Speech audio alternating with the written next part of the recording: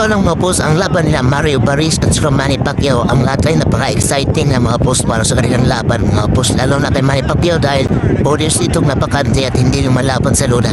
Kaya napaka-exciting nito mga boss. Sigawan yung mga tao mga boss, mga fans.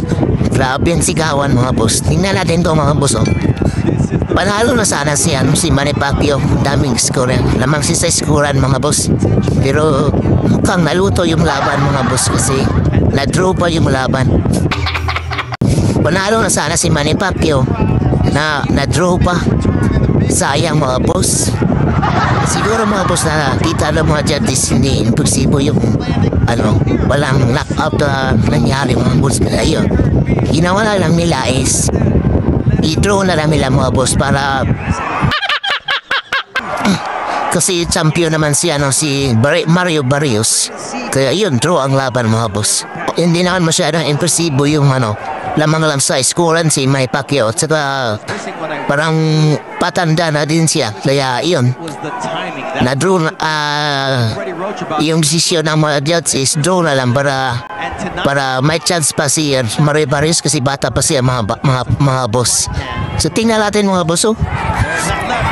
Ang mga galawan nila Manny Pacquiao at saka ni Mario Barrios, suntok-suntok na lang. Wala na yung talagang rapid combination na binibitawan ni Manny Pacquiao nung prime pa siya. Pero lamang po rin siya sa scorean mga boss. Tingnan natin ba. Does not want to make a mistake against the experience Manny Pacquiao has been in there against the greats of the greats. So being cautious in this first round. Guys, Mario Barrios made no bones about it. He says the longer the fight goes on, the more it favors me. And we know that Pacquiao needs to have this kind of quick start. Pacquiao split the guard during that sequence. That left hand speed is still there. But there's a right hand of Mario Barrios trying to establish some respect from the Pac-Man. The first right hand that Mario Barrios threw, and it landed flush on Pacquiao. And it seemed like it didn't hurt him, but definitely got him off balance. Barrios trying to establish the jab. And it almost seems like he wants Pacquiao to... Yun nga mga boss, parang boring na din yung laban nila mga boss. Puro tayuan na lang mga boss. Pumapurmahan na lang. At saka konti-konti na lang yung suntok nila mga boss. Wala na yung bilis niya, parang malamya na yung suntok ni Manny Pacquiao mga boss. Wala na yung bilis talaga. Yung mga movement niya nung prime pa siya.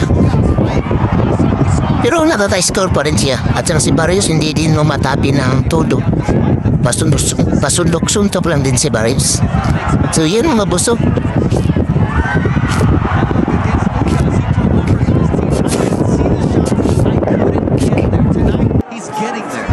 Talagang niluto yung laban mga boss.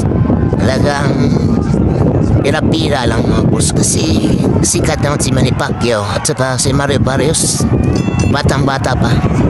Kaya hindi ibinigay ang panalo kay Manny Pacquiao kasi hindi naman ganun ka-impresibo mga boss. Kaya yun, draw ang laban mga boss.